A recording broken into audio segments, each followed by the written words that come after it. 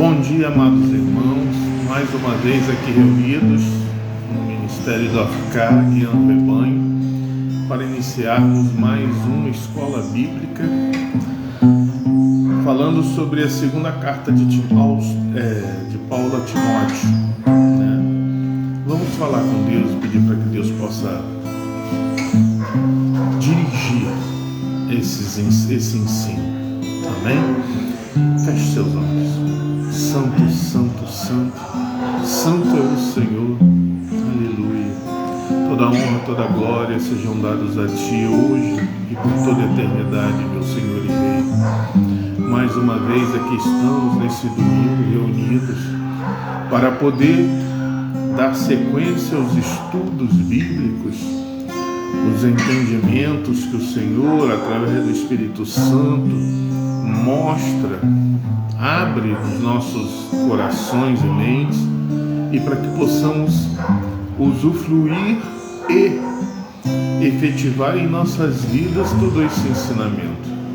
Dá autoridade, dirige, abençoa, ministra através do pastor Américo todos os louvores, o ensino da palavra, e que o Senhor possa alcançar todos os nossos corações, daqueles que estão aqui conosco neste momento e aqueles que em dado momento participarão, verão esse vídeo, verão essa live e também estarão assimilando o teu Espírito da tua palavra para as suas vidas. Toma-nos em tuas mãos, é o que nós te pedimos e te agradecemos em nome do Senhor Jesus. Ao Senhor toda a honra e toda a glória, hoje e para todo sempre. Amém. E glória a Deus. Aleluia, glória a Deus. Escola Bíblica Dominical, Ministério Guiando o Rebanho. Vamos adorar o Senhor. Aleluia. Tudo que Jesus conquistou na cruz é direito nosso, nossa herança. Todas as bênçãos de Deus para nós, tomamos posse, nossa herança. Toda a vida, todo o poder, tudo que Deus tem para dar. Abrimos nossas vidas para receber, e nada mais nos resistirá. Maior é o que está em nós do que o que está no mundo. Maior é o que está em nós do que o que está no mundo. Bem maior é o que está em nós do que o que está no mundo. Toda a vida, todo o poder, tudo que Deus tem para dar. Abrimos nossas vidas para receber, e nada mais nos resistirá. Maior é o que está em nós do que o que está no mundo. Maior é o que está em nós do que o que está no mundo. Bem maior é o que está em nós do que o que está no mundo. Toda a vida, todo o poder, tudo que Deus tem para dar. Abrimos nossas vidas para receber,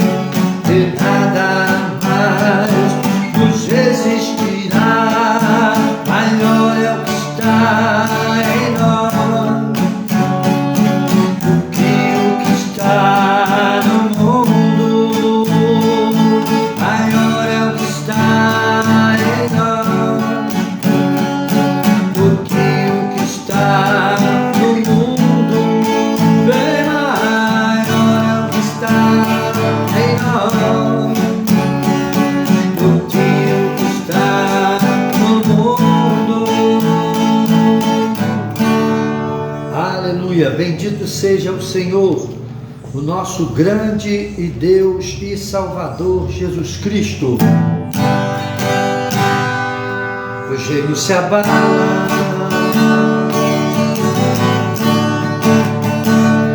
os tronos se curvam,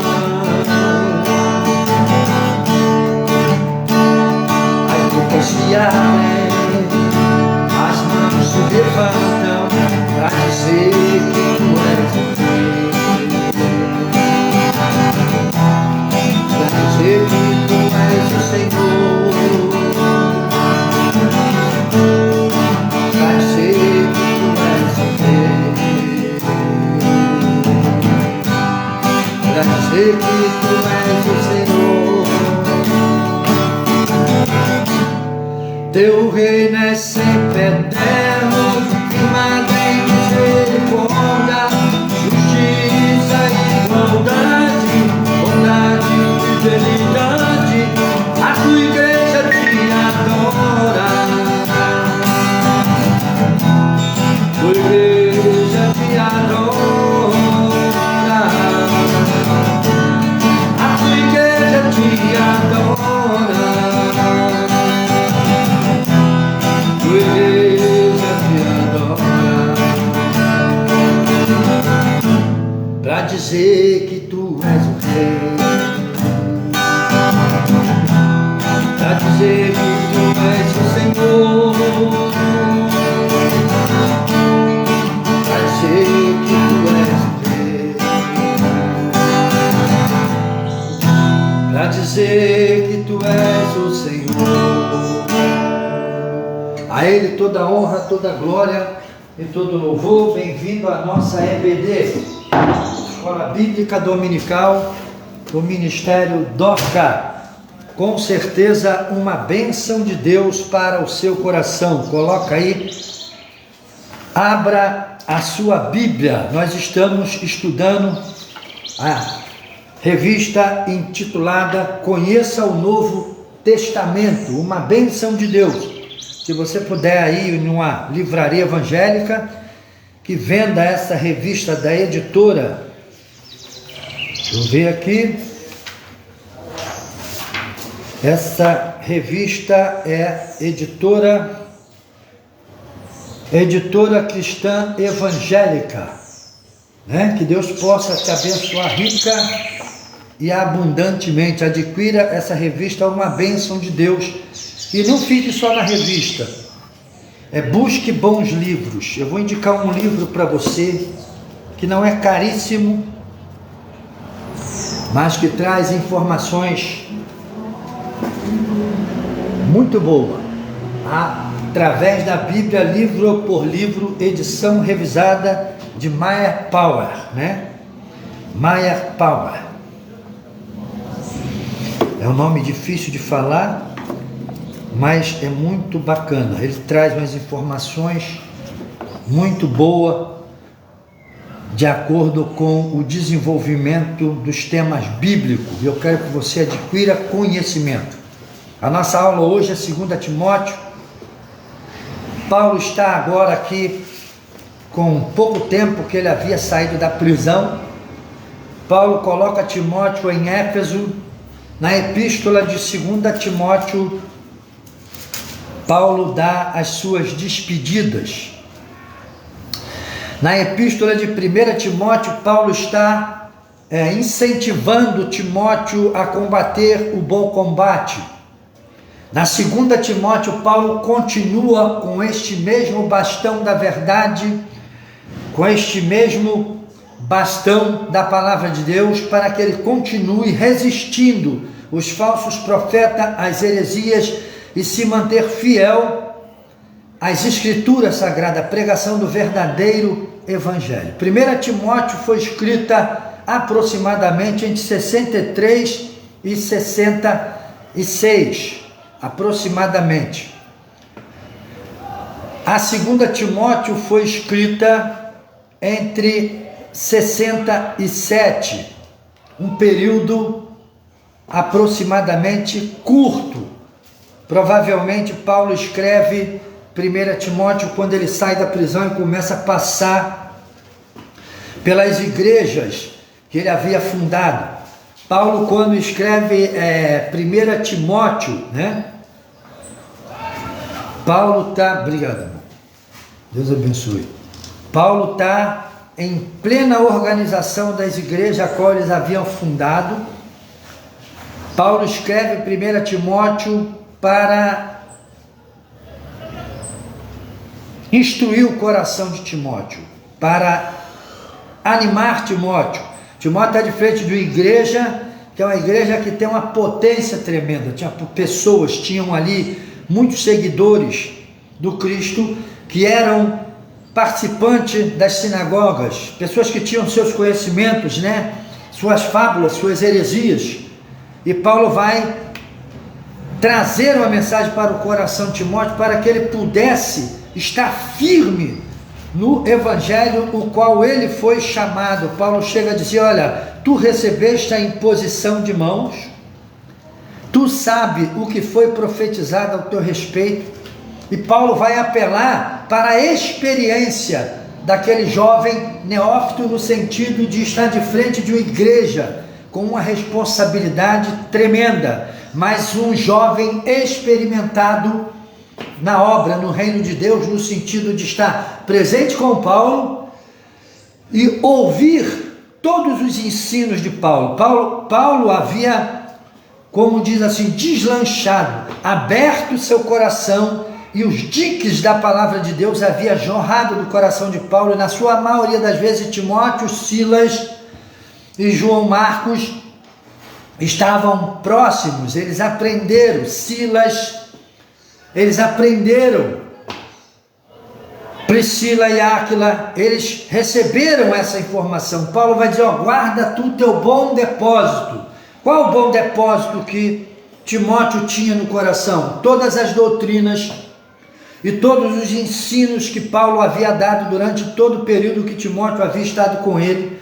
Foram estas palavras que desceram ao coração do jovem Timóteo, que capacitaram esse jovem para estar de frente da igreja como Éfeso. Paulo tinha pleno conhecimento, ou seja, Paulo tinha pleno conhecimento e entendimento que Timóteo seria capaz de exercer este pastorado, o cuidado com a igreja ali em Éfeso. E Paulo vai estimular Timóteo a pregação do evangelho, a tratar do rebanho de Deus, a permanecer como um fiel dispenseiro e a manejar bem a espada da justiça, que é a palavra de Deus, na pregação do evangelho, resistindo os falsos mestres que traziam conversas de genealogias e entravam em conversas vãs, conversas frívolas, que não leva a nada, o homem a entendimento nenhum. Paulo vai falar: ó, resiste os tais e prega no tempo e fora do tempo, e insista em pregar essa palavra.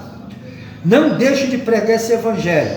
Então Paulo está em 1 Timóteo preparando o coração desse soldado de Cristo para exercitar tudo aquilo que ele havia recebido e aprendido durante toda a trajetória do ministério paulino, por onde ele passou. Em 2 Timóteo, a realidade muda de um momento para o outro, mas nós vamos ver que o coração de um guerreiro, o coração daquele que Deus levantou, vamos dizer assim, como um general de batalha, ele foi fiel e fiel até o fim, e amou os seus como Cristo, e amou até o fim.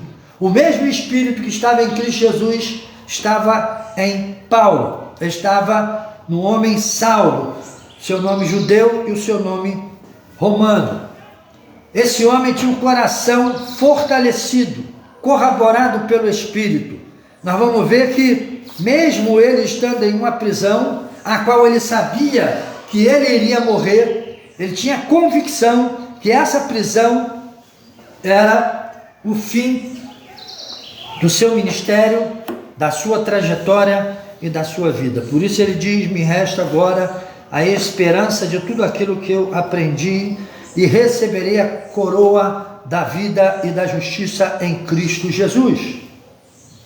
Paulo, ele está vendo que algo é diferente, e ele percebe que o final, né, a sua vida estava por um fio. Na primeira prisão de Paulo, Paulo é preso, é levado para Roma, ele aluga uma casa, ele fica em prisão domiciliar. Ele tem a liberdade de escrever as epístolas da prisão para edificar a igreja, para apacentar o rebanho, para consolidar o coração dos filhos de Deus dentro da verdadeira doutrina da palavra. Paulo, quando escreve da prisão, Paulo escreve as doutrinas às quais o Cristo queria detalhar posicionamentos e marcos, ou seja, princípios, para que jamais fosse mudado, para que jamais fosse adulterado, para que jamais viesse a ser descaracterizado pela falsa doutrina, pela mentira e pelo coração enganoso dos homens. Paulo, na sua primeira prisão, Paulo está tendo uma oportunidade ímpar. Já nessa segunda prisão, Paulo é solto, está revisando. Em 1 Timóteo você vê que ele está doutrinando a igreja de Éfeso por meio do seu soldado, do seu guerreiro chamado Timóteo, seu amado e querido filho na fé, preparado por sua avó Lloyd e sua querida mãe. Um jovem que foi preparado não só por essas mulheres com princípios imutáveis e eternos, mas também durante toda a trajetória do apóstolo, esse jovem esteve perto, junto com ele. A partir do momento que ele sai de Listra ali com Paulo, provavelmente na sua segunda viagem missionária, Paulo vai formar um grande líder, um grande guerreiro. A prisão de Paulo em 2 Timóteo é totalmente diferenciada, dessa necessidade de eu falar isso. Que quando Paulo sai, Paulo começa a fazer obras. Logo, o imperador romano tem uma ideia de transformar e renovar a cidade romana. O que ele faz? Ele precisava de uma desculpa para desterrar as pessoas dali. As pessoas não queriam sair, as pessoas queriam preservar aquelas construções, porque eram antigas. Ele tinha todo um impedimento, não só com, vamos dizer assim, o parlamento dele, as autoridades que o cercavam, como também com as pessoas que estavam ali morando. As pessoas não queriam arredar o pé, ele queria transformar aquilo, ele queria construir uma nova Roma, um império glorioso. Qual a ideia que o imperador romano tem? Ele vai tacar fogo na cidade, mas para tacar fogo deveria ter alguém para culpar. Então ele vai dizer, então vamos culpar esses tais cristãos que andam pegando esse Cristo, dizendo que há um rei, que existe um rei, agora sou eu, que sou imperador de todos os povos, de todas as terras. Ele vai, com essa ideia macabra, essa ideia sádica, maligna, ele vai incendiar Roma e vai colocar os cristãos como culpados. Nesse ínter, Paulo está viajando pelas terras. A notícia naquela época não corria como corre hoje. A probabilidade é que Paulo não estava muito informado das situações em que estava acontecendo lá na cidadezinha, do Piemonte. Paulo não tinha ideia do que estava acontecendo dentro do império, dentro da grande metrópole do império. Paulo não tinha conhecimento disso. Não existia rádio, não existia telefone, não existia nada. Então provavelmente Paulo está nas suas viagens, quando de repente ele é pego. Aqui daqui a pouco nós vamos ver isso. Estou passando só uma introdução. De repente ele está em uma desses empreendimentos e ele é pego. Então, ele é preso de uma maneira tão tremenda que ele não teve... Foi preso como um criminoso. Da primeira vez, Paulo foi preso como alguém que era suspeito, alguém que deveria ser interrogado, alguém que teve não só a sua cidadania judaica, como hebreu, como filho de Israel, preservada, mas também ele apelou para a sua cidadania romana e teve o privilégio dessa cidadania. Na segunda, Paulo não tem nada. Paulo é preso como criminoso, como um terrorista. Paulo é preso, vamos dizer assim, amarrado, algemado, que fizeram com ele, levaram ele abruptamente para Roma. E quando Paulo chega em Roma, ele é lançado no calabouço frio, úmido, gélido, onde tinha pessoas provavelmente junto com ele ou em outros cubículos preso. E Paulo vai dizer, traga a minha capa. Quando você vê Paulo pedir a capa ali, é porque ele estava numa prisão ele tinha levado uma capa, mas uma capa um pouco mais fina, como aquelas regiões faz muito frio durante a noite. Então Paulo queria uma capa mais grossa para que pudesse o agasalhar, e o gorro, ele pede o gorro também, isso está omitido nos evangelhos, só fala da capa, porque ele já estava meio com calvície, sentia muito frio na sua cabeça e dormia no chão frio. Paulo percebeu que ali era o seu fim, e o imperador romano, Nero, ele queria matar Paulo para satisfazer não só seu desejo de sangue, e para que ele pudesse culpar os cristãos, que Paulo não era um cristão qualquer, ele era conhecido como chefe dos cristãos, então ele precisava de alguém para culpar. Paulo agora percebe que a coisa está diferente, e Deus revela a Paulo que Deus não deixa nenhum dos seus filhos perdido. Deus vai revelar, Deus vai corroborar com o homem interior, Deus vai sarar a alma, a parte emocional, ainda que doa, Deus está ali tratando. A parte física, Deus também trata, Deus preserva para os seus momentos, para os momentos que ele tem. Paulo percebe que ele vai perder o pescoço, e ele começa mesmo assim a ter um fundo de esperança, doutrinando a igreja, chamando Timóteo a responsabilidade, a resistência aos falsos profetas, mas fala para Timóteo: é chegado meu fim, sei que a minha alma vai ser oferecida como sacrifício, e eu espero, o que eu aguardo agora é a confirmação de tudo aquilo que eu preguei, que eu criei, que eu ensinei. Pessoas que foram no primeiro julgamento de Paulo, Paulo teve um livramento. Mas as pessoas que foram chamadas para testemunhar a favor de Paulo não deram bom testemunho acerca de Paulo. Daqui a pouco nós vamos ver aqui isso. Então Paulo continua ainda para ter um segundo julgamento, e é nesse segundo julgamento que ele vai ser condenado e vai ser decapitado em Roma. E Paulo vai chegar ao ponto de dizer que todos me abandonaram. Por quê? Ninguém queria ir lá ser testemunha. Quem vai ser testemunha a favor de Paulo? Eu até entendo isso. Foi algo tão bem preparado, articulado pelo diabo para silenciar Paulo, que as pessoas que, por mais que amassem a Paulo, não tinham coragem de ir a Roma para dar bom testemunho de Paulo. Paulo ficou sem testemunha, mas tinha os seus acusadores.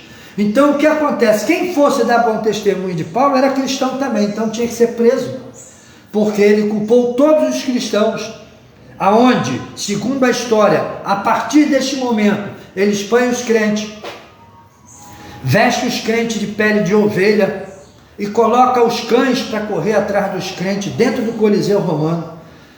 Muitos crentes em Cristo Jesus foram devorados por cães ferozes, foram jogados aos leões, eles betumavam a roupa dos cristãos e tacava fogo dentro do Coliseu Romano para eles terem o prazer de ver os cristãos correndo como uma bola de fogo, uma roupa coberta de betume para ser incendiada, para satisfazer o coração sádico, sanguinário, não só do imperador Nero, como também da plateia, que se regozijavam em ver a destruição das pessoas. Soltavam eles aos leões, encapavam eles com peles de ovelhas, que as ovelhas eram mortas, arrancavam, colocavam sobre eles, ainda com um pouco, talvez de gordura, com aquele cheiro ruim, para que os leões viessem e devorassem as pessoas. Muitos foram devorados, outros foram amarrados e atearam fogo na lenha, eles foram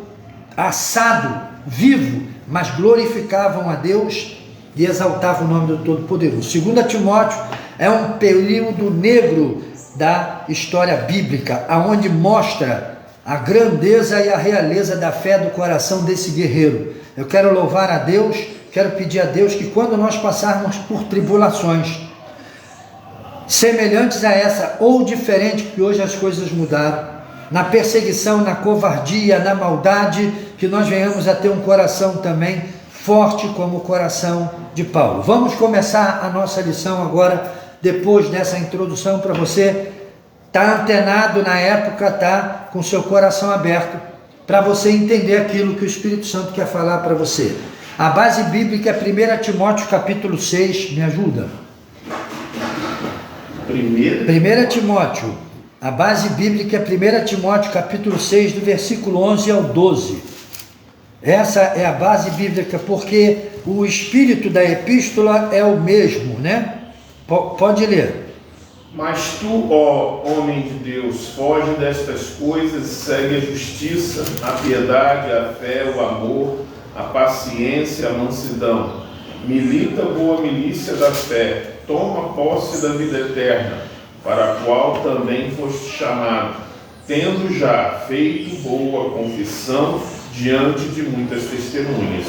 Glória a Deus. Combate o bom combate, milita essa batalha, porque aí Paulo vai dizer, ó, vais herdar a vida eterna com isso. Paulo passa segurança para o coração de Timóteo, a qual tu fizeste essa confissão diante de muitas testemunhas, ou seja, não negue, porque vai ser fácil você negar. Paulo está falando para Timóteo assim, ó, fica firme, porque a perseguição vai ser tremenda, tu vai ouvir coisas a qual tu nunca ouviu.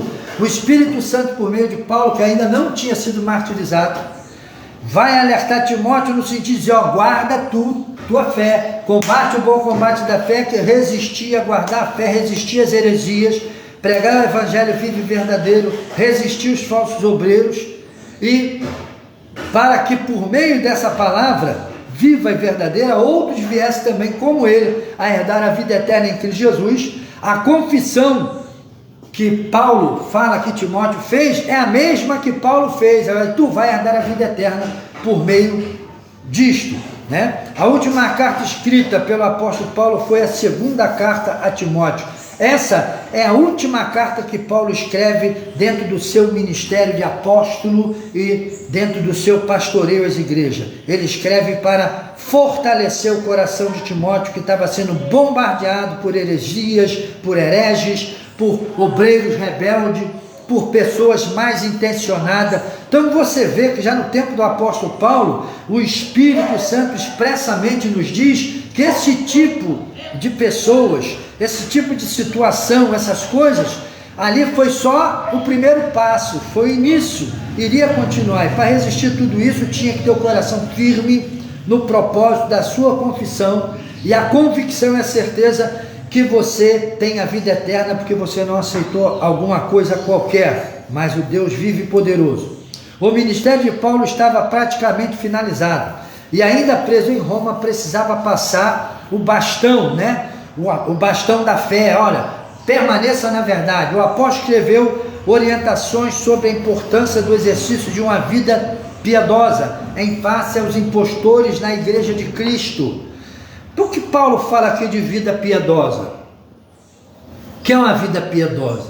É uma vida de um indivíduo honesto, um indivíduo que aceitou Cristo, honesto, que vive como Paulo do seu trabalho, do esforço. Não estou dizendo aqui que o Timóteo não poderia viver do fruto do trabalho dele no ministério pastoral, não. É digno obreiro do seu salário, senão a Bíblia estaria se contradizendo. Pastor Américo, ele ensina a verdade e eu não vou te falar mentira. Paulo não está falando disso. Paulo está falando que tem que ser piedoso, um homem honesto, trabalhador, cumpridor dos seus deveres, e principalmente, né, piedoso no sentido de, a piedade é o amor, que Paulo fala aqui, tratar a igreja com amor. Por isso Paulo diz que, e nos ensina, que é impossível o indivíduo dizer que está em Cristo e ser glutão, tratante, estúpido, ignorante. A pessoa tem todas essas características na sua natureza e expressa isso diante das outras pessoas, e ninguém vê que o camarada não está em Cristo. Se eu não tratar meus irmãos aqui que sentam na igreja comigo com carinho, com respeito, qual o dom do Espírito Santo que eu estou carregando dentro de mim? Então, o ponto primordial de uma igreja é você respeitar quem está sentado ali, ter educação para falar com eles. Não é falar como se fossem teus escravos, né? O capacho de seus pés. Não, é falar com respeito, são a imagem e semelhança de Deus. É falando de Deus na presença de Deus para Deus, porque Deus está em mim, mas está no meu irmão lá no banco. Assim como o meu irmão, Deus pelos olhos do meu irmão me vê, Deus vê o meu irmão pelos meus olhos. Então eu tenho que respeitar o meu próximo, a despeito das desoladoras circunstâncias de Paulo. Esta é uma carta de encorajamento que estimula Timóteo a permanecer firme no cumprimento da sua tarefa divinamente designada. Paulo chama Timóteo de bom soldado de Cristo. 2 Timóteo capítulo 2, versículo 3. Vamos ler lá? 2 Timóteo capítulo 2, versículo 3. Que diz: sofre, pois, comigo as aflições como bom soldado de Jesus Cristo. Glória a Deus. Aí Paulo vai começar a dar alguns exemplos. Paulo vai começar a usar exemplos de verdades, de fatos que cercam a vida de Timóteo, a dele mesmo, para mostrar como que é sofrer as aflições. Vamos lá.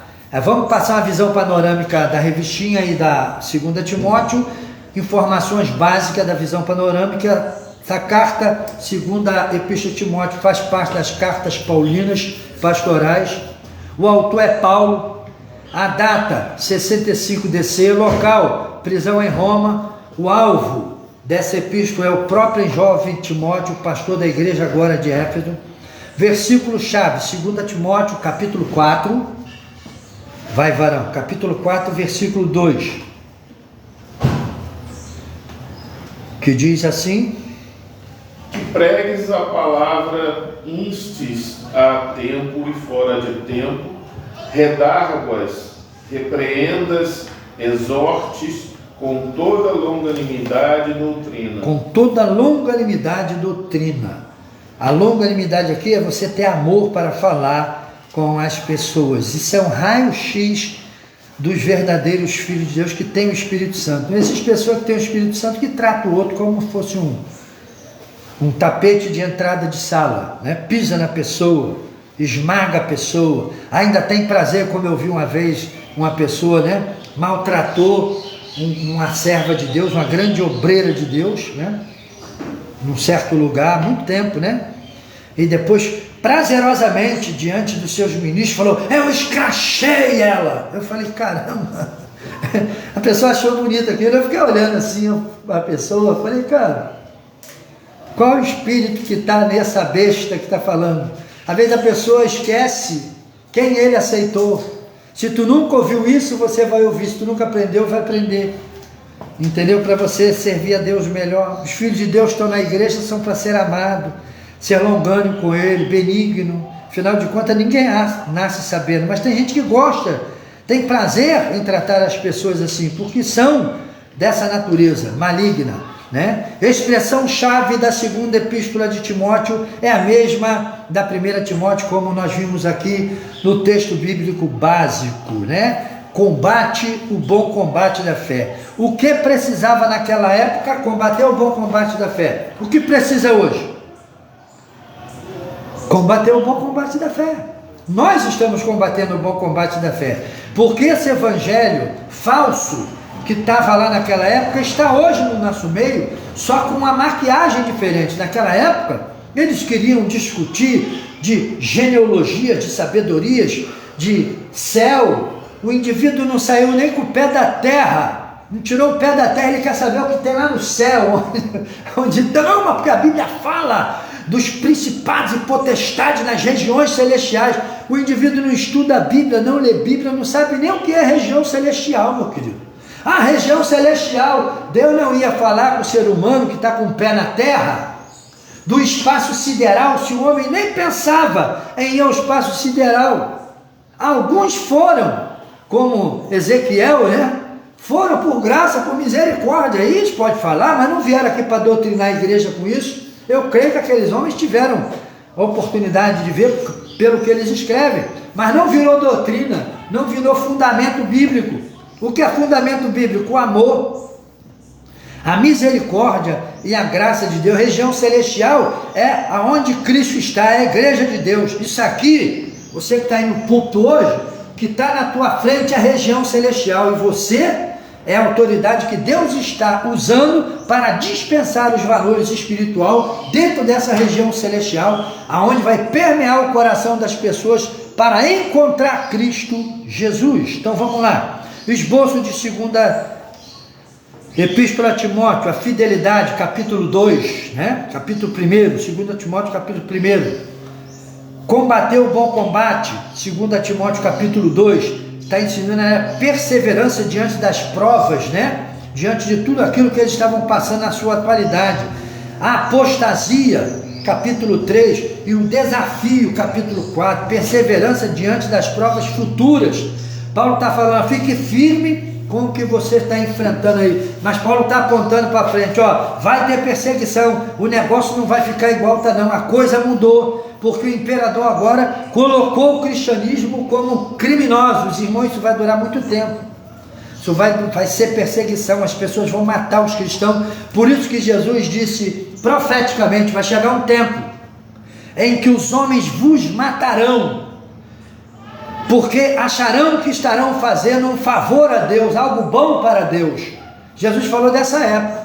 O indivíduo prendia um cristão, matava na espada, porque não, estou matando um maldito. E isso durou até os cruzados, isso durou muitos anos. Até que os crentes em Cristo Jesus verdadeiro, como Martim Lutero, como João Hus, João Wycliffe, Pedro Valdo, esses homens começaram a pegar a palavra de Deus em suas mãos e começaram a ler, e o Espírito Santo trouxe interpretação e começou a se ver que eles eram escravos de um sistema escravista que fazia com que os seres humanos andassem se arrastando ao invés de desfrutar da riqueza, das benesses e das bênçãos espirituais. Esses homens foram os desbravadores da história do livro de Atos, assim como Paulo, o apóstolo. Então vamos ver aqui, para que hoje nós tivéssemos um evangelho salutar, saudável, para nós crermos. Nós não somos inimigos dos católicos. Cristão que se preza não é inimigo de católico. Católico também hoje está diferenciado, apesar de eles continuar com a adoração, com a idolatria e imagem. O católico hoje ele pode ler Bíblia, ele tem o direito de ter a Bíblia na mão, e eu gosto muito das edições paulinas, que traz uma tradução, na maioria das vezes, mais esclarecedora do que as nossas, e eu não sei como eles não enxergam aquilo que eles estão cometendo de errado, porque falta interpretação, e falta quem abre os olhos e o Espírito Santo para corroborar dentro do coração do indivíduo, para que ele veja aquilo que é verdadeiro e aquilo que é falso. Então só Deus pode fazer isso, mas nós não somos inimigos dos católicos, nem dos budistas, nem dos islâmicos, nem dos israelitas. O cristão verdadeiro, ele ocupa a terra com a oportunidade de pregar no tempo e fora do tempo a vida eterna em Cristo Jesus. Quem é de Deus verdadeiramente não anda aí maquinando maldade, fazendo covardia com os outros, não. Vamos lá, 1.3 da lição, 2 Timóteo em uma sentença. Paulo apela ao jovem pastor Timóteo para que se mantenha fiel ao ministério de Cristo, defendendo a sã doutrina. E hoje é diferente? É diferente hoje? Hoje nós estamos ocupando os nossos púlpitos com mensagens avivalistas que tira a santificação do centro da vontade de Deus dentro, concernente à verdadeira pregação do Evangelho. Nós estamos trazendo uma mensagem a qual leva a mesquinhez para o coração das pessoas, pega os olhos das pessoas, ao invés de fitá-los em Cristo, direcioná-los para Cristo, direcionamos eles para a ganha do lucro, do dinheiro. Isso o homem fará se ele trabalhar. Se ele não quiser trabalhar, também não coma, mas se quiser comer, trabalhe. Então hoje as mensagens são levadas simplesmente para o egoísmo, para o lado da mesquinhez, da cobiça, do interesse imediato das pessoas. As pessoas pregam hoje mudança, transformação no casamento, algo ilusório, que o Espírito Santo só vai fazer se o coração das pessoas estiver permeado com esta palavra. Não é métodos e meio que transforma o casamento a vida, não, é a palavra de Deus. Não é métodos e meio que faz o indivíduo ter a sua empresa rica, abençoada. Você vai diante de Deus, vai orar, ó Senhor, abençoa, mas você não investe na melhora, você não investe na informação, você não investe em comercial, você não investe em novas peças, você não muda nada, você não faz nada para crescer, para chegar um pouco mais longe, mesmo com a pouca força que você tem que fazer. Eu lembro eu já falei isso aqui, quando meu pai me deu umas lojas, tudo podre, não tinha as paredes tudo com embolso ruim, as lajes tudo pingando, e a luz ruim. Quando eu ligava o compressor da minha loja, a luz ficava piscando, parecia um clube, um jogo de luz de noite. A partir das 6:30 da tarde, aparecia um jogo de luz na minha loja, eu ligava, aquilo ficava piscando mesmo. E ali eu trabalhei, mas o primeiro dinheiro que eu ganhei, eu comecei a comprar uma caixinha de óleo, fui lá, comprei uma tinta, aí comprei um Alcatex, fiz uma prateleira, comecei a mudar. Comecei a mudar. E cheguei onde eu cheguei, ao ponto de meu pai dizer assim: caramba, esse meu filho aqui é um vencedor. E deu esse testemunho no balcão na frente da minha família. Falou: eu dei isso aqui para ele, tudo ruim, é o que ele fez aqui. E Deus me honrou ali, porque mesmo com o meu pouco, eu não parei. É o caso aqui da nossa igrejinha, é pouco, mas eu estou dando um jeitinho, estou lavando o banco, estou arrumando alguma coisa, faço alguma coisa, pego o dinheirinho que às vezes para me comprar uma bermuda, uma camisa para mim, estou investindo na melhora. A minha pouca força é voltada para o crescimento do reino de Deus, porque amanhã, Paulo diz, é impossível aquele que lavra a terra, joga a semente. Quando o chão produz, ele que plantou é o primeiro a comer daquela fruta. Então Paulo está dizendo que, ó, se você plantar boa semente e ajudar, você também vai ser sustentado pelo trabalho de suas mãos, com dignidade, porque o obreiro é digno do salário. Tem um monte de crente imbecil por aí, e outros que nem são crentes, são pedra de tropeço dentro da igreja, pregando contra o pastor que tem salário e tal. Tem coisas aí que é exorbitante, mas pregando contra dízimo, contra oferta, meu querido, não faça isso. Você está pecando contra o reino de Deus. Vamos continuar aqui. Contexto e finalidade da epístola. Paulo sabia que a morte estava próxima, 2 Timóteo capítulo 4, versículo 6. Quanto a mim, estou sendo já oferecido por libação, e o tempo da minha partida é chegado. Combati o bom combate, completei a carreira e guardei a minha fé. Paulo não viveu uma vida de pecaminosidade. Paulo não viveu uma vida de invencionice dentro da igreja, mas de prática da palavra de Deus. Isso que é a verdade. Ah, qual a prática da palavra de Deus, pastor? Eu tenho que aprender algo mirabolante. Hoje está cheio de doutrina doida, com métodos para você alcançar o Espírito Santo. Para alcançar o Espírito Santo não tem meta. Para alcançar o Espírito Santo tem que ser nascido de Deus, tem que ser nascido de novo.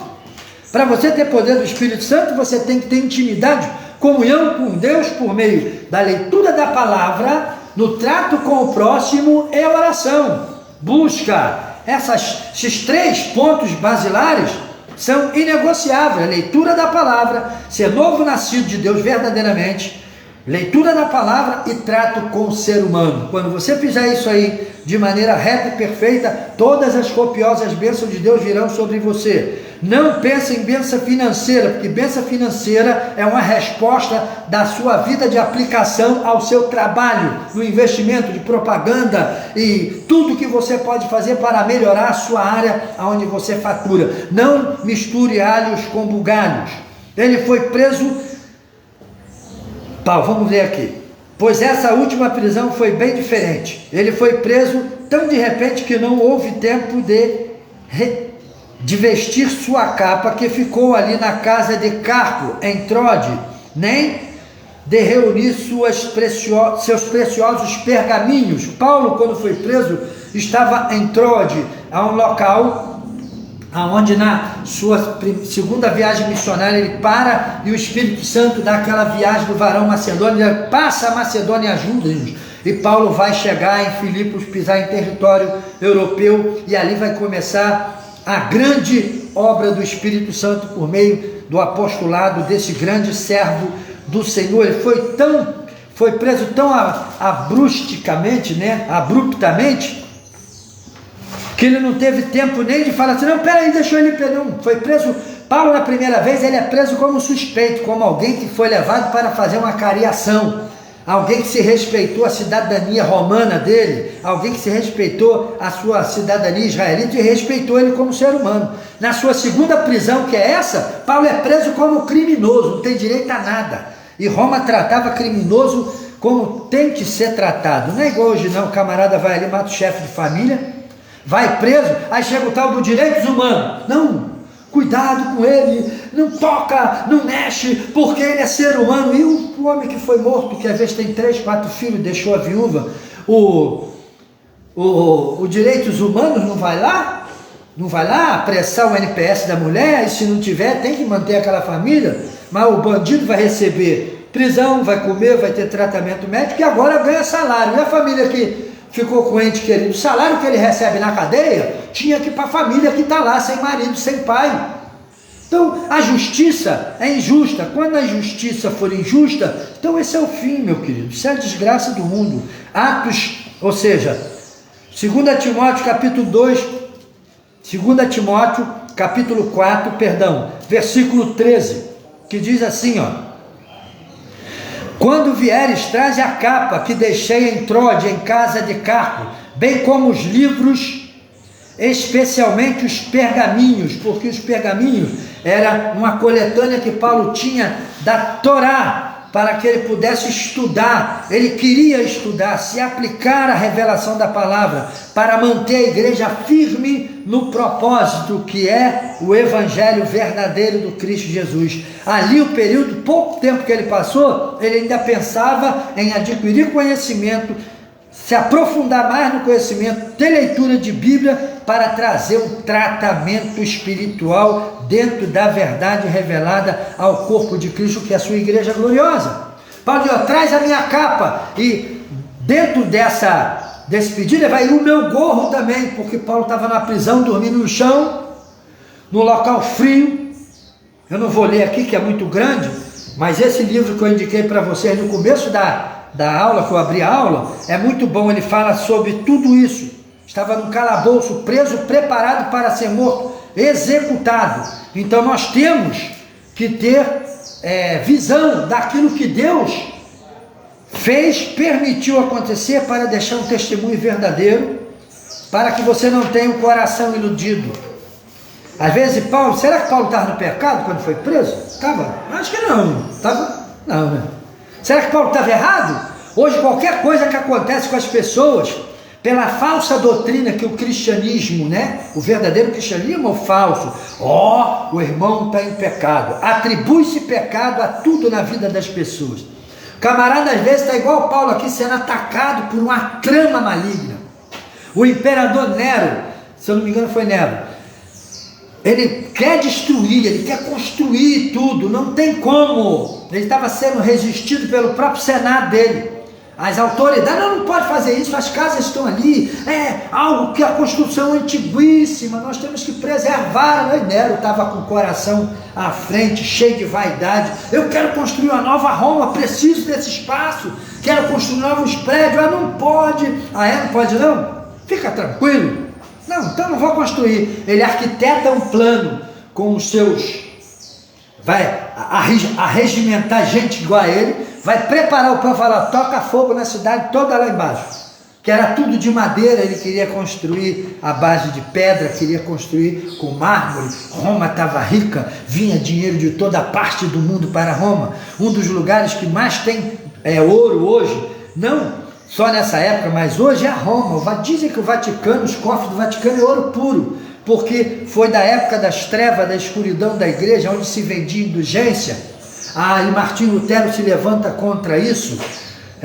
Ele vai combater tudo isso por meio da verdadeira palavra de Deus. Então nós vamos ver, se você não estudar o evangelho, você fica voando. Na primeira prisão, deixaram-no em uma casa alugada, com certa liberdade, Atos capítulo 28, versículo 30 ao 31. Na última ficou em cárcere incomunicável, enquanto antes tinha tido grande número de amigos ao redor, agora estava quase só. 2 Timóteo capítulo 4, do versículo 10 ao 12. Olha o linguajar de Paulo, a maneira de Paulo expressar a sua situação. Mas tudo isso tem uma explicação. Muita coisa aqui foi covardia das pessoas, e outras foi a impossibilidade de ir. Então vamos ver aqui. Capítulo 4, versículo 10 ao 12. Quer ler? Lê para mim aí. 4, do 10 ao 12. 10. Porque Demas me desamparou amando o presente século, e foi para Tessalônica, Crescente, para a Galácia, Tito para a Dalmácia. Só Lucas está comigo. Toma Marcos e traze-o contigo, porque me é muito útil para o ministério. Também enviei Tíquico e Éfeso. Quando vieres, traze a capa que deixei em Troade, em casa de Carpo, e os livros, principalmente os pergaminhos. Aí, lê o outro aí. Alexandre o Latueiro causou-me muitos males. O Senhor lhe pague segundo as suas obras. Esse Alexandre Latoeiro aqui não só causou males para Paulo, ele foi uma pessoa que ajudou, muitas das vezes, o caminho de Paulo ficar difícil. Então, tem daqui a pouco nós vamos ver, vamos lá, vamos continuar. Na primeira prisão, esperava ser solto novamente, na segunda aguardava a morte. Capítulo 4, do versículo 6 ao 7, aqui de 2 Timóteo 4, capítulo 4, do 6 ao 7, olha o que ele diz. Porque eu já estou sendo oferecido por aspersão de sacrifício, e o tempo da minha partida está próximo. Combati o bom combate, acabei a carreira e guardei a fé. Essas palavras aqui são de alguém que tem convicção que ele vai ser morto, ele vai ser decapitado. Vamos lá. O apóstolo desejava ver os seus filhos amados antes de morrer e pediu que viesse trazendo também Marcos, né? Que esse Marcos aqui é João Marcos, sobrinho de Barnabé, o qual viajou com ele. No princípio, Paulo teve aí um entreveiro com ele, mas depois Paulo percebe que o rapaz só era um neófito e precisava de uma nova oportunidade, se torna um grande guerreiro. E esse Marcos aqui é que escreve o Evangelho de Marcos, que nós tanto gostamos de ver a dinâmica que o jovem escreveu. As coisas que haviam deixado, 2 Timóteo 4,13, ele vai pedir ali a capa, os pergaminhos. Vemos nessa carta a grandeza, a coragem e a esperança de Paulo. Mesmo em condições tão tristes, sua maior preocupação era conservassem pura a mensagem da salvação em Cristo e que a propagassem fielmente. 2 Timóteo capítulo 2, versículo 2. Pode ler. E o que de mim, entre muitas testemunhas ouviste, confia-o a homens fiéis que sejam idôneos para também ensinarem os outros. Preocupava-se em ver que os seus continuadores executassem fielmente o serviço do Mestre. Não alterou o seu modo de pensar acerca da morte. Antes se regozijava com a certeza de encontrar-se com o Senhor Jesus. 2 Timóteo capítulo 4, versículo 8 e versículo 18. 2 Timóteo 4, 8 e 4, 18. Desde agora a coroa da justiça me está guardada, o qual o Senhor justo juiz me dará naquele dia, e não somente a mim, mas também a todos os que amarem a sua vinda. E o 18, e o Senhor me livrará de toda má obra, e guardar-me-á para o seu reino celestial, a quem seja a glória para todos sempre. Amém. Paulo vai afirmar, e ele está afirmando, o Senhor vai me dar essa coroa, o Senhor está comigo, o Senhor me dará essa coroa da justiça, e vai dizer assim, a morte vai me livrar de todo o mal. Eu não temo a morte vai ser um passo para que eu seja livre de toda a maldade a qual me cerca. Ou seja, a morte para Paulo era simplesmente um escape que Deus estaria dando ele na finalização do seu ministério, e para a glorificação de tudo aquilo que Deus realizou na vida de Paulo. E a finalidade da vida de Paulo era pregar o Evangelho, e agora ele receberia a coroa da vida e da justiça. Ou seja, ele não estava nem aí para morrer. Paulo era um indivíduo que não tinha medo da morte. Ele pregava o Evangelho no tempo e fora do tempo. Apesar de ele ter sido preso ali abruptamente, ele vai continuar com a sua mesma mensagem, com o zelo da igreja, mantendo os seus soldados, os seus discípulos com o coração firmado, para que mais tarde o indivíduo pensasse assim na perseguição. Não, Paulo fugiu, Paulo correu, eu vou ser melhor do que ele? Não, vou fugir também. Não, Paulo foi fiel até o fim. O exemplo que Paulo deixou foi um legado para que muitos pudessem também resistir à perseguição, e quando enfrentasse a morte, não visse a morte como algo tão destrutivo, tão ruim, mas algo que simplesmente é uma passagem para receber o galardão da vida eterna em Cristo Jesus. O próprio Cristo, para ele adentrar passar a eternidade novamente, ele precisou de experimentar a morte, ele não temeu em momento nenhum. Ele diz, por quê? Tem uma passagem da Escritura que quando Jesus está para ser capturado, ele diz, o que farei? Eu rogarei ao Pai, ele diz, Pai, me livra dessa hora. Ele diz, não, para isso mesmo, precisamente eu vim, para ser preso, para ser crucificado, e é isso que eu quero, que enquanto eu estiver aqui convosco, sou limitado, mas quando acontecer o que tem de acontecer, ele fala isso para os discípulos, então vocês verão que eu sou o que eu digo que sou, porque aí ao invés de eu estar com vocês, eu vou estar em vós, ou seja, hoje ele é um espírito pneumático, que está dentro de nós o tempo todo, por isso nós nos regozijamos, por isso que você tem a força de praticar o amor para o próximo, porque se é Deus está em você. Conteúdo, o bom combate mencionado por Paulo na primeira carta foi reafirmado na segunda, 1 Timóteo 1,18 e 6,12, 1 Timóteo 1,18 está escrito assim, 1,18: este é o dever de que tem carrego, ó filho Timóteo, segundo as profecias de que antecipadamente foste objeto, combate firmado nelas, o bom combate. O que é combater o bom combate? É permanecer na pregação do Evangelho, que hoje está tão difícil.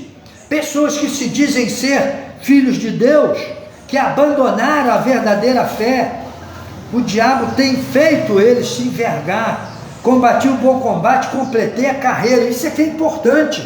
Paulo está falando, Paulo encorajou Timóteo no poder do Espírito a lutar em defesa da fé, como ele, 2 Timóteo, capítulo 1, do versículo 6 ao 8. 6 ao 8.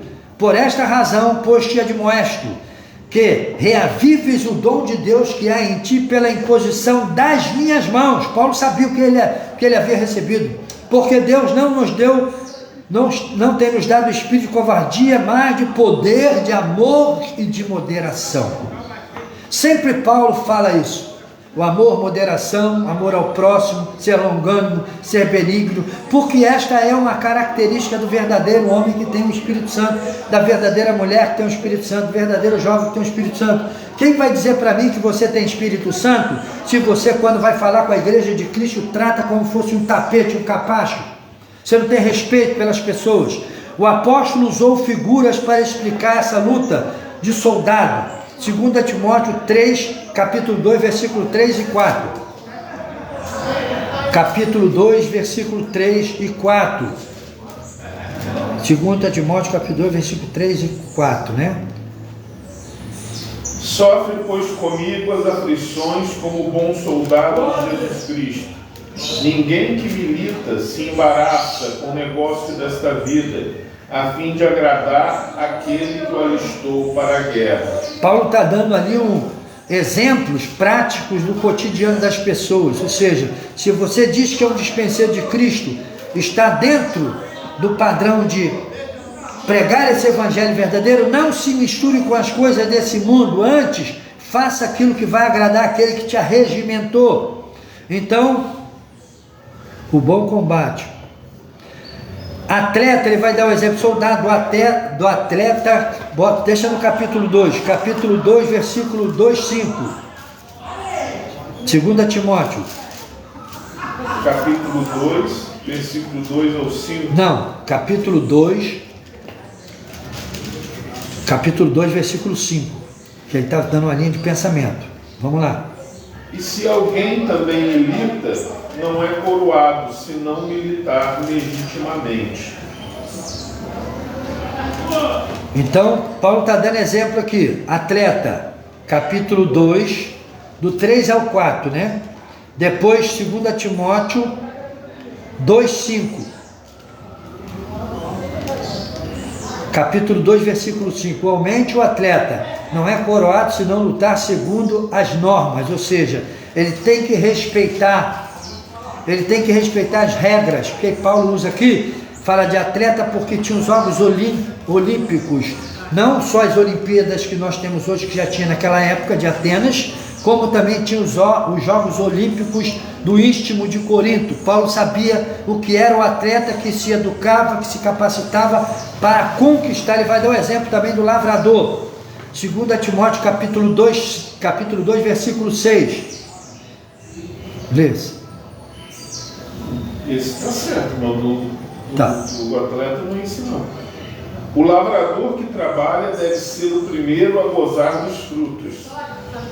Isso, o atleta é capítulo 2, 2 Timóteo capítulo 2, versículo 5, nós já lemos. Não diz, ele diz assim: se alguém também milita, não é coroado, se não militar, legitimamente. É o que está no meu aqui. 2 Timóteo capítulo 2, versículo 5. No meu não. Capítulo 2, versículo. Igualmente o atleta não é coroado se não lutar segundo as normas. Vamos prosseguir. 2 Timóteo, lavrador. 2 Timóteo capítulo 2, versículo 6 agora. É uma linha de pensamento. Eu falei, o lavrador que trabalha deve ser o primeiro a gozar dos frutos. Com certeza, porque se você trabalha, você é o primeiro a colher, é o primeiro a comer dele. A fala do obreiro também, 2 Timóteo, capítulo 2, versículo 15. Aí desceu um pouco mais. Procura apresentar-te a Deus aprovado como obreiro que não tem de se envergonhar, que maneja bem a palavra da verdade. E fala também do utensílio, dando exemplo para Timóteo, 2 Timóteo, capítulo 2, versículo 20. Ora, numa grande mesa, não somente há vasos de ouro, de prata, mas também de pau e de barro, uns para honra, outros, porém, para desonra. Fala também do servo, 2 Timóteo, capítulo 2, do versículo 24 ao 26. E ao servo do Senhor não convém contender, mas sim ser manso para com todos, apto para ensinar, sofredor, instruindo com mansidão os que resistem.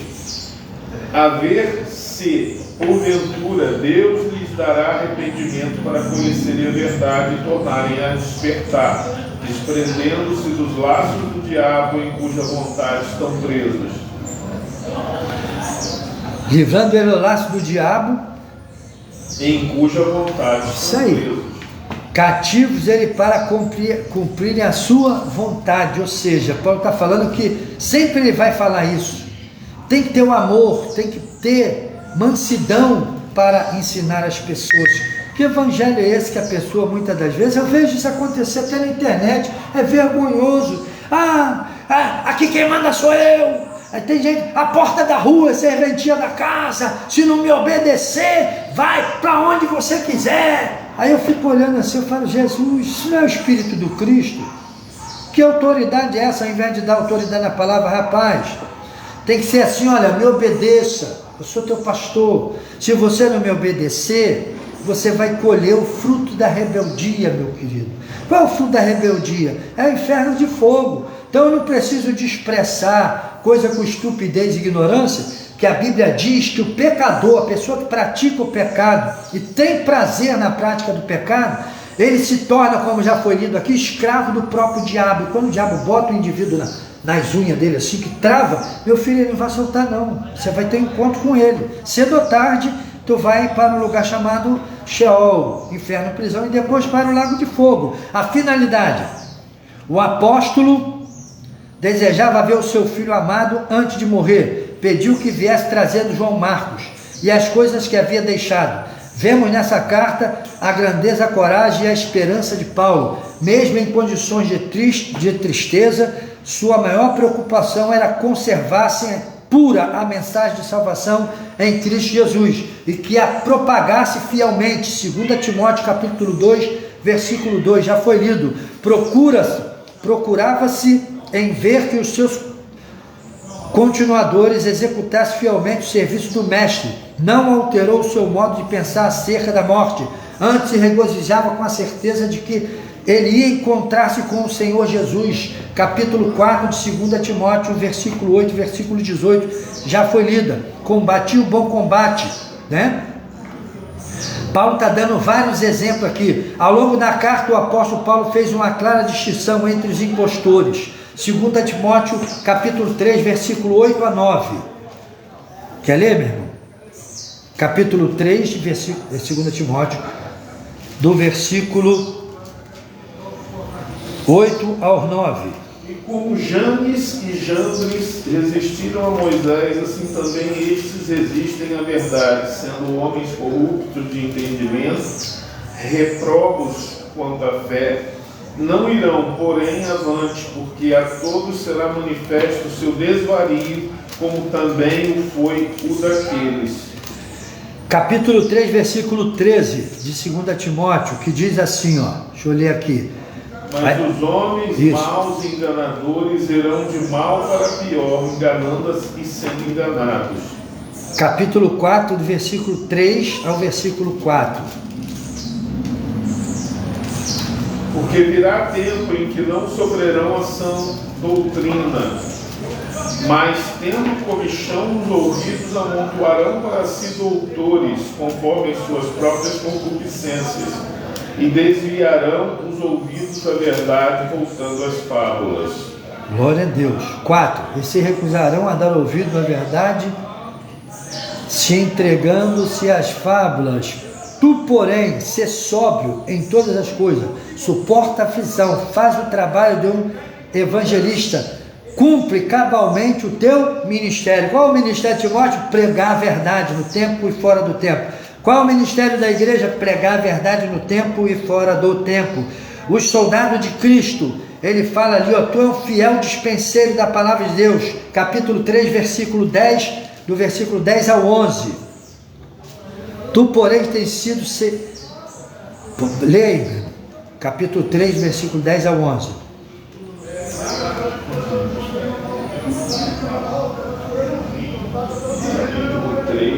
Do versículo 10 ao versículo 11. Maravilhoso esse versículo. Tu, porém, tens seguido a minha doutrina, modo de viver, intenção, fé, longanimidade, amor, paciência, perseguições e aflições tais quais me aconteceram em Antioquia, em Icônio, em Listra. Quantas perseguições sofri, e o Senhor de todas me livrou. Leu 14 agora. Tu, porém, permaneces naquilo que aprendestes e de que foste inteirado, sabendo de quem o tens aprendido. Então Paulo está trazendo a memória de Timóteo, Paulo está acendendo a memória de Timóteo, no sentido de, olha, vai vir perseguição, e com o tempo vai vir a frouxidão, a tibieza moral, o indivíduo não vai ter força para permanecer na sã doutrina, mas tu foste ensinado, tu foste educado, tu foste preparado, Deus te capacitou. É isso que Paulo está falando para Timóteo. Permanece na pregação dessa doutrina verdadeira, desse evangelho, dessa palavra eficaz, que tem o poder de nos dar esperança mesmo em face da morte, diante da morte, que é algo eminente para ele. Ele estava ali com seu coração ainda nutrindo a perseverança da igreja dentro dos padrões da palavra de Deus. Além de apresentar as características dele, Paulo ainda os identificou na carta os impostores. 1 Timóteo 1,15. 1 Timóteo 1,15.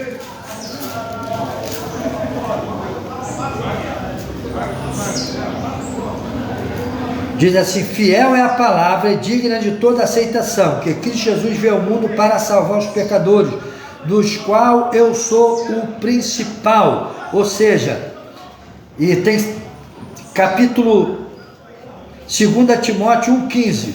Agora,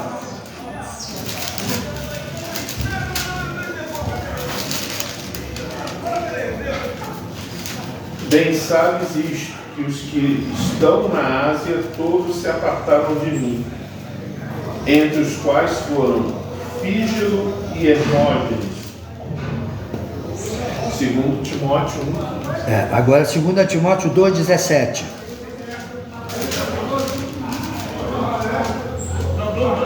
E a palavra desses roerá como gangrena, entre os quais são Himeneu e Fileto. 4, do 10 ao 14. Do 10 ao 14. Porque Demas me desamparou, amando o presente século, e foi para Tessalônica, Crescente para a Galácia, Tito para a Dalmácia. Só Lucas está comigo. Toma Marcos e traz-o contigo, porque me é muito útil para o ministério. Também enviei Tíquico a Éfeso. Quando vieres, traze a capa que deixei em Troade, em casa de Carpo, e os livros, principalmente os pergaminhos. Alexandre o Lavoeiro causou-me muitos males, e o Senhor lhe pague segundo as suas obras. 1,16 diz assim: conceda ao Senhor misericórdia à casa de Onésimo, porque muitas vezes me deu ânimo e nunca se envergonhou das minhas algemas. Ou seja, essa turma que abandonou Paulo se envergonharam da prisão de Paulo, que foi algo que foi algo abruptamente que aconteceu, de imediato, algo que foi de assalto, porque eles não esperavam isso. E Paulo foi preso para Roma, já no intuito do imperador mandar matar ele para culpar os cristãos, porque ele era tido como o chefe da igreja. Eles não capturaram um apóstolo, um discípulo qualquer, capturaram Paulo, que era o chefe da igreja. Então vamos matar o chefe, que esse cara é o mais conhecido de todos, vamos culpar eles, e a partir daí nós tiramos o nosso corpo da reta e deixa o povo odiar ele, que já vai agradar também lá o povo, né? Os sacerdotes de Israel, aqueles que já os perseguem. Vamos entrar por aí para a gente fazer o que nós queremos fazer. Os deveres do ministério em face aos impostores: combater o bom combate de Cristo, completar a carreira e guardar a fé. Qual o dever do nosso ministério hoje? É combater o bom combate. Que bom combate é esse? A pregação do Evangelho. Ah, mas pastor Américo, as pessoas não estão abrindo a Bíblia e pregando a Bíblia? Sim, mas depende de como está pregando, de como está direcionando e qual o conteúdo daquilo que está sendo dado. Muitas das vezes eu já vi pessoas abrir a Bíblia e falar sobre pontos empresariais, de lucro, de investimento de empresa. Outros abrem a Bíblia hoje para pregar e abrem a Bíblia numa passagem do Velho Testamento que não tem nada a ver com o nosso dia de hoje, e muitas das vezes vai falar do milagre da mulher que Elias foi na casa dela. Aquilo foi algo passado. A igreja tem que aprender o que é algo específico para o momento e o que é algo que é para a igreja durante todo o crescimento dela. Certo que pega-se exemplos lá, mas tem que estar respaldado pela palavra de Deus. Aí não, mas a viúva deu a farinha e deu o azeite, o último que tinha, e o azeite não parou mais de fluir, nem a farinha faltou. Se você der, aí isso é para tirar a oferta e o dízimo da pessoa. Olha só como é que ficou. Isso é doutrina? Eu quero que alguém me diga, isso é doutrina, irmão? Isso? É doutrina isso? Não. Isso é intenção do indivíduo em extrair das ovelhas o dinheiro. Então, se você der o teu pouco, Deus vai fazer fluir, vai fazer brotar mais. Confia no Senhor, porque o indivíduo quer o dinheiro. Por que não diz, olha, assim como aquela mulher deu a farinha e deu o azeite, aquela mulher salvou a sua vida, salvou o seu filho, preservou a existência de sua família por causa da obediência. Então obedeça a Deus. Olha só como é que vai ficar diferente, ó. Não adultere, não minta, não prostitua, não roube, não engane, não mate, não faça fofoca, não seja covarde, não traia o seu cônjuge, ame as pessoas, respeite o direito das pessoas, porque você pega um texto desse e vai pregar sobre dinheiro. Tem nada a ver sobre dinheiro. Sinto muito se você estiver triste aí, o problema é teu. Eu sei que o obreiro tem que manejar bem a espada da verdade, mas não tirar a qualidade da palavra de Deus. Aquilo ali está mostrando a fidelidade daquela mulher com respeito a acreditar na palavra do profeta. Você quer dinheiro? Vá trabalhar. Você quer que tua empresa seja próspera? Vai investir nela. Propaganda, computadores, bom site de negócios. Não fique esperando o teu empregado fazer algo por você. Faça você e bota o teu empregado para executar aquilo que você quer. Então as pessoas hoje estão no desmando, muitas das vezes distraídas, não quer responsabilidade, quer que as coisas aconteçam do jeito que é, e ficam sendo enganados o tempo todo. Se você quer uma mudança de alguma coisa, provoque essa mudança. Então o que aquela mulher fez? Obedeceu. Se ela fala, não vou te dar farinha, não vou te dar azeite, não vou te dar nada. Primeiro, você vê que ela reconhece Elias como profeta de Deus. Depois ela acredita na mensagem do profeta Elias e em obediência à mensagem de Elias diz, ó, vai lá ver o que o profeta fala, para você deixar de ser enganado com essas falsas mensagens. Vai lá, ele fala assim, vai lá, faz um pãozinho pequeno, que ele sabia que tinha pouco. Então ele fala, faz um pãozinho pequeno primeiro para mim, e põe um pouco de azeite para mim lá também, faz um pãozinho, traz para mim comer, porque eles molhavam o pão no azeite e comiam. Aí ele diz assim, porque assim, vai lá e faz, porque assim diz o Senhor. Agora ele pede a necessidade dele, assim, assim diz o Senhor, agora vai partir para a obediência. A farinha da panela não vai faltar e o azeite da botija também não vai faltar, porque o Senhor diz assim, se tu obedecer e fizer isso para mim. Por que o profeta falou isso? Porque Deus estava interessado em preservar a vida daquele homem. Se ele não come, ele ia morrer de fome. Ninguém tinha mais comida. Mas o Senhor, não, eu vou garantir a tua existência, mulher. Deus preparou casa, Deus preparou uma família para Elias, Deus preparou cozinheira e Deus preparou o mantimento para ele o tempo todo. E aquela mulher não foi salva, não teve prosperidade, não, porque ela alcançou, não, ela teve a vida preservada, porque ela obedeceu a palavra do profeta. Assim diz o Senhor, o azeite da botija e a farinha da panela não vai acabar. Baseado o quê? Se tu obedeceu o que eu estou falando. Tu não me reconheceu como profeta de Deus? Então faz para tu ver se tu não vai prosperar. Vai, o suprimento ali, nem fala de prosperidade financeira, foi suprimento para existência, vida existencial. Vai lá que você não vai morrer de fome não. Todo mundo à volta está morrendo de fome, mas tu não vai faltar nada para tu. Obedece para você ver. O que as escrituras estão falando assim? Obedecer é melhor do que sacrificar. Então obedece, porque tem gente que hoje que está no sacrifício tremendo para viver, não obedeceu, adultera, faz fofoca, é covarde, é falso, é malicioso, age de engano, traidor, tratante. Aí como é que fica isso? E diz que está na igreja de Cristo. Primeiro você obedece. Obedece o que, pastor? A palavra de Deus, na transformação da sua vida por meio da santificação, que ela promove no homem que a estuda. Não é no homem que fica só indo na igreja, batendo palma, vendo louvor. Mano, tu vai ficar rico, só esse ano quem vai arrebentar, meu querido? Qualquer um arrebenta, se trabalhar dignamente, se for fiel no trabalho, se acordar cedo. Tem até um dito que diz, quem cedo madruga, Deus ajuda. Agora, preguiçoso que quer dormir até 10 horas da manhã, 11 horas da manhã, e não quer nada para o trabalho, não vai ser abençoado. Timóteo, preparado para o bom combate, um trabalho irrepreensível, aprovado por Deus.